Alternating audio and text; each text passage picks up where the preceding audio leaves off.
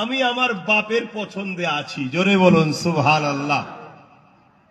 আরেকটু যদি বলি আপনারা আরেকটু খুশি হবেন, কেন আমরা ভারতীয়, ঠিক না?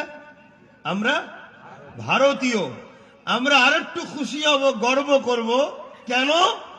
ইসলাম ডাইরেক্ট জান্নাত থেকে বাপ আদমের দ্বারা ভারতে এসেছিল। জোরে বলুন সুবহানাল্লাহ। আরো জোরে বলবেন না? দেখুন ভাই, শুধু ওয়াজ করা যায় না, ওয়াজ করিয়ে নিতে হয়।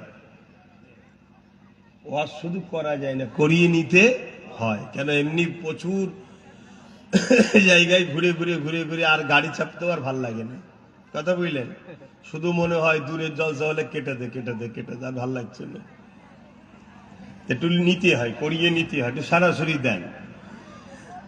প্রথম যে মানব, পুরুষ এবং নারী দুজনকে সৃষ্টিকর্তা পাঠালেন, প্রথম আমাদের আব্বা আদম আলাইহিস সালাম ডাইরেক্ট জান্নাত থেকে হিন্দুস্তানে এসেছিলেন। জোরে বলুন সুবহানাল্লাহ। সারে জাহাं से अच्छा, বলুন বলুন, हिंदुस्तान हमारा। क्यों सारे जहां से अच्छा हिंदुस्तान हमारा? क्यों? क्योंकि हमारे बाप का मुल्क है। सबसे पहले जो इंसान जब बसार आए थे, हिंदुस्तान में तशरीफ लेके आए हैं।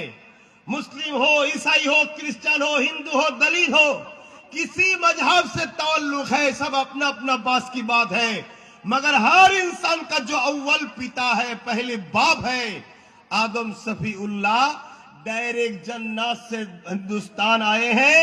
लिहाजा हिंदुस्तान के साथ जन्नत की डायरेक्ट कनेक्शन है। बोलिए सुभान अल्लाह, और ऊंचा बोलिए सुभान अल्लाह। এজন্য আমরা গর্বিত, আমরা ভারতীয়, ঠিক না বে ঠিক? দ্বিতীয় নম্বর কথা, আম্মা কোথায় এসেছিলেন?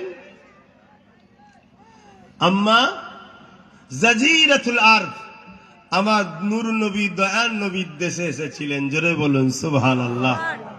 আর স্বাভাবিক ছেলেরা বাপের থেকে মাকে একটু বেশি ভালোবাসে, তাই তো নাকি? এই জন্য মদিনার উপরে একটু টান বেশি আমাদের।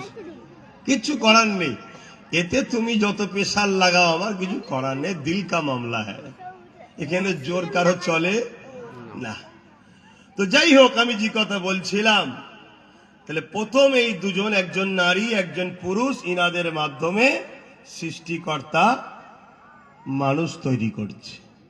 কিভাবে তৈরি হচ্ছে? বাপ আর মা এক জায়গায় হলেন।